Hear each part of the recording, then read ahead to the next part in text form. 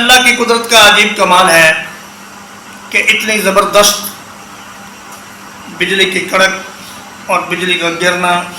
اور زمین میں زلزلہ برپا ہونا اور چیخوں کی آواز آنا، اس سب سے ایمان والے محفوظ رہے۔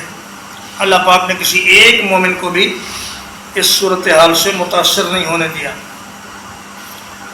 اور حضرت صالح علیہ السلام کے جتنے بھی ایماندار ساتھی تھے اللہ نے ان سب کو بچا لیا۔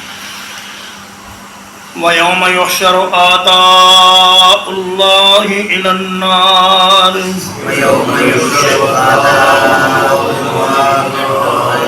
اور جس دن اللہ کے دشمن